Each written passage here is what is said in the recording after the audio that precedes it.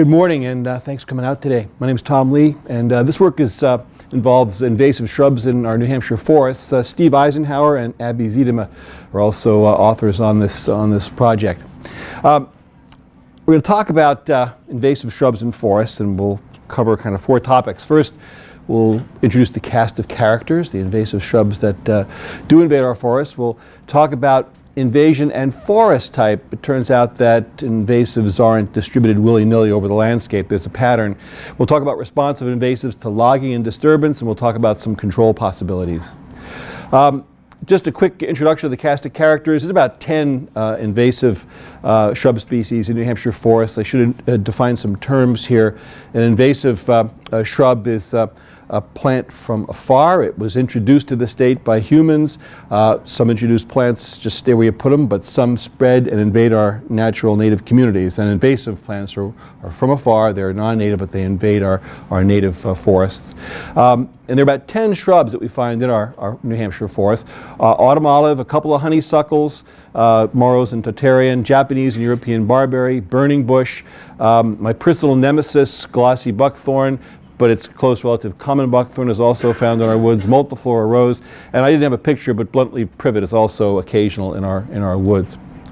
Why are we concerned about these shrubs? Well, evidence shows that they do inhibit native vegetation. We've done a lot of work with glossy buckthorn, and unequivocally it tends to outcompete native plants, including economically important tree seedlings. So they are an issue, and we are concerned about them. It turns out that they aren't distributed willy-nilly over the landscape. These invasives do show a real pattern in our native forests. And I'll illustrate that here. We've got three forest situations: open woodland and forest edges, successional forest with mid-tolerant trees, your classic white pine hardwood forest, and then mature forest dominated by shade-tolerant trees, hemlock, beech, sugar maple stands. Typically, you find autumn olive and multiflora rose limited to forest edges and more open communities. In contrast, burning bush, glossy and common buckthorn, the honeysuckles, common barberry can invade a broader range on into these pine hardwood type mid-successional forests. And then Japanese barberry can actually extend into these late successional stands. It's quite shade tolerant, and you will find it in fairly dark understory conditions. We have real data to support these observations. This is a successional gradient here, years since agricultural abandonment. These are all old field sites. Old fields here on the right, 0 to 50 years, and hemlock beech out here at 200 to 250, and a number of non-native shrub species. Notice the decline over successional time from about 6.5 on average here, but as you go to these later successional, darker understories, you get fewer and fewer invasive shrubs, with Japanese barberry the last hanger on, pretty much. How do these invasives respond to disturbance? How do they respond to natural disturbance and to logging? We know for a fact that if we make big openings, some of these invasives are really aggressive. Glossy buckthorn can come in just a couple of years, form a dense thicket with literally tens of thousands of stems per acre, and almost a monoculture of this stuff. But we were interested in how invasives responded to smaller openings. And by the way, most of the rest of the talk will focus on glossy buckthorn because that's the species we've done most of our work with. So we've looked at the response of glossy buckthorn to different canopy opening sizes in both natural gaps and also in gaps created by logging. We've looked at natural canopy openings in white pine hardwood forests and in hemlock-pine forests. In both cases, the mean gap sizes are pretty small because most of the canopy disturbance, usually due to wind or insects or disease, is single tree mortality, sometimes 2 or 3 trees. But these are pretty small gaps, so the gap sizes are kind of tiny. If you look at the forest types here, pine, hardwood, hemlock, pine, this is density of glossy buckthorn. In the closed canopy understory, outside of the gaps, buckthorn will colonize these pine hardwood forests, but when you create an opening, even a natural opening that's fairly small, you get higher densities of glossy buckthorn. Over at hemlock-pine, there's no green here because there is no buckthorn coming into these particular hemlock-pine forests that we sampled. You get a little bit of pine in the gaps, but it's not much of a threat. It doesn't grow very well, tends to die off pretty quick. And so these hemlock-pine forests, as long as the gap size is pretty small, are pretty immune to buckthorn invasion. Not true for the white pine hardwoods, that earlier successional forest type. We've also looked at the effects of logging, and here we've been able to look at openings of various size, and we've looked at single tree selection versus group selection openings in Hemlock-Pine forest. The forest that we worked in is about 120-year-old, fairly mature hemlock with a few residual white pine in it, a few hardwoods here and there, but it's a fairly dark understory. In this situation, I've got a little cartoon here to illustrate what we found. We find in the control situations that buckthorn will establish on the forest floor, but it grows very, very slowly. And after 5 or 6 years, it simply dies off. There's kind of a continual colonization, a little bit of growth, and then die off in these control situations. And that seems to be true in single tree openings as well. Buckthorn gets established, grows a bit, but it's just too dark in there for buckthorn to really make a go of it. It eventually dies back. In contrast, once you get up to openings of about 0.3 acres, these kind of group selection cuts, buckthorn comes in aggressively, and within just about 5 or 6 years is over your head and fruiting and spreading via bird dispersal to other nearby gaps. So it's really quite an issue with buckthorn if you begin to make these larger forest openings. Small openings, buckthorn kind of stays away. Most invasives stay out of those small openings, but in the bigger ones, they do get in and get going. Some conclusions so far. If you're dealing with a late successional maturing forest that you don't plan on harvesting, if, for example, you're managing a nature reserve of some sort and you're not going to be doing any major disturbance, in that case, there's no need to vigorously remove buckthorn and perhaps most of the other invasive shrubs, except along the edges. You always want to keep your edges clean of these things, but there's no reason to go into the forest interior and start yanking these things out, because succession should take care of your problem for you. If you're patient, and you may have to be patient on the order of decades, I know that's asking a lot, but except for, you know, barberry, Japanese barberry, most of these other things are going to fade out. We have a number of stands over in the Durham area where this has happened, where buckthorn has just faded with time because of the dominance, the increasing dominance of these shade-tolerant species. If a forest is to be harvested, you might want to consider using single tree selection, and this works pretty well for sugar maple, not so great for hemlock beech forest if you want to make a few bucks, or consider some sort of invasive control. And so that brings us to the last part of the talk here on control possibilities. And just as to preface my remarks, control of these creatures is very, very difficult and expensive. It's just the way it is. You can use herbicides on these plants. You can either use broadcast herbicides, or you can apply herbicides to butts or stumps of cut stems.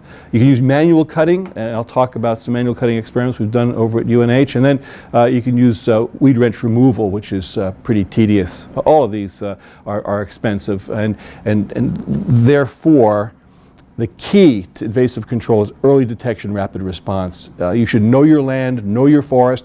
You should know where those invasives are coming in and get them out as they're coming in. If you let them linger, you're toast. It's just, once they form those dense thickets, it's very difficult to deal with them. However, we've tried to deal with some of these thickets, and I'll show you how. If you're planning to do some cutting, you might want to consider your options, your timing options for control. You could control after logging or before logging.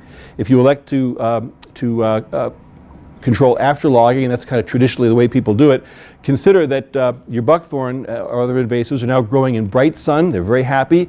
They're growing vigorously. If you actually hit them and treat them before logging, they're growing in the shade, a little bit stressed. You might have better effects if you nail them before that the canopy opens up. And so we've tried both. I'll go through 2 experiments we've done. One post-logging treatment, one pre-logging treatment. This is our post-logging experiment. We went in to a site 2 years after a clear cut. Lots of buckthorn thicket. We cut once in June with a brush saw in some treatments, cut 3 times between June and September with a brush saw in another treatment, 4 times June to September with a brush saw in the 3rd treatment. Then we had, of course, a control.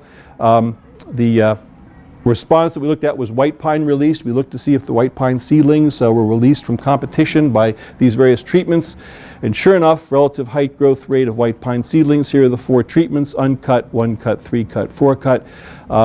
The growth rate before the treatments and the growth rates after the buckthorn was removed, and you get about a 30% increase in white pine growth by removing buckthorn. Doesn't differ among the treatments. 1 cut's as good as 4, which was curious. That might not be the case if we go back, and we will go back this next couple of years and see how the pine are faring after a few more years. I suspect we'll see some differentiation then. The Pre-logging treatment was the brainchild of Steve Eisenhower, and he did a great job managing this project. Before cutting, buckthorn was treated for 2 years prior to cutting with a brush saw or a flame gun. Steve really enjoyed the flame gun aspect of this. 5 times, the buckthorn was hit 5 times over 2 years, twice the first year, 3 times the second year. We also had controls where the buckthorn was left intact. After 2 years of treatment, there was logging. Both a clear cut and a thinning treatment were applied here. And 5 years after logging in the control areas, even though the canopy had been removed, there'd been some disturbance by the skidders and so forth, there was still a very thick thicket of buckthorn. Most of it was pre-existing. Some had grown back after logging. But in the treated areas where buckthorn was removed, there were patches of buckthorn, thickets that had regenerated after the cut. So we didn't completely control the buckthorn, but there were areas where buckthorn was much less abundant. And so we have kind of 3 conditions I'll talk about. Pine growth, white pine seedlings in the pre-existing buckthorn thicket, in the new thickets that grew up in the controlled sites, and then in the non-thicket areas. Some photographs. Here's those. This is a buckthorn thicket continuing on after the clear cut, but we didn't control buckthorn on this site. This is the buckthorn leaf treatment. White pines are pathetic. They come in, but they remain fairly small, don't do very well at all. In the thickets, the new thickets that emerged on the treated sites, the thickets look pretty grim, but the pines coming in under them are actually doing pretty well because they grew up together. The buckthorn had been eliminated to the ground level. The pine came in and grew up with the buckthorn. So the pine is actually doing fairly well.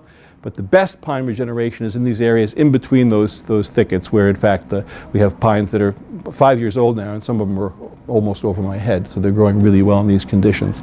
Just to summarize these results. Here are the 3 conditions: the buckthorn thickets in the control, buckthorn thickets, new buckthorn thickets that arose after we treated the site, and then outside the thickets, 5-year-old seedling biomass of white pine. In the clear cut, you can see the tremendous increase in seedling biomass when you go ahead and remove the buckthorn.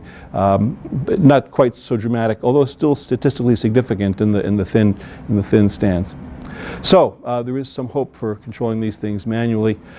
Some final conclusions. Repeated mechanical treatments can release white pine seedlings from buckthorn competition. Pre-logging treatments, I think, are probably more effective than post-logging. Our experiments aren't perfectly comparable, but my gut feeling is that I think the pre-logging treatments were more effective at really killing the buckthorn. And then repeated mechanical treatments are expensive. This is about 63 person-hours per acre to do the treatments in the pre-logging, and that's a lot of money. So, questions? Yeah, second row. Doesn't it make a difference as to what the landscape has as far as invasive plants? Oh, absolutely. Yeah, I didn't. You're talking about a place that had buckthorn in it anyway. Yeah. Yeah. But I don't see much buckthorn where I am. Thank your lucky stars. That's a good thing. Yeah, that's we're dealing. One's not going to see much effective buckthorn if buckthorn is sparse. So we purposefully choose sites where buckthorn is pretty abundant, and in sites where buckthorn is sparse, my advice would be to nail it if you can. In other words, if you allow the populations to build up, you'll get to the situation we find ourselves over on the seacoast where we've got white pine stands with just continual understories of buckthorn.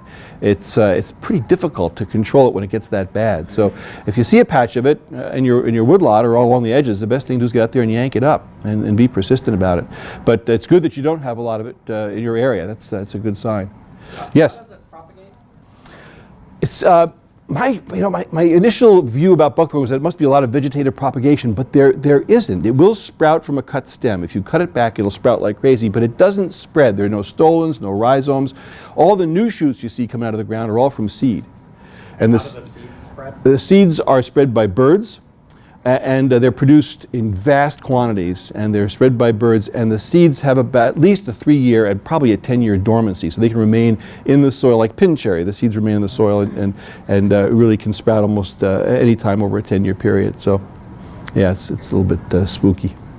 Yes? Do you have any cost comparison analysis of pre and post logging treatment with circular brush saws? You know, we haven't done the estimates on cost for the post-treatment, but it would be about the same as the pre. We did four visits in the post-treatment and 5 in the pre, so it might be a little less expensive.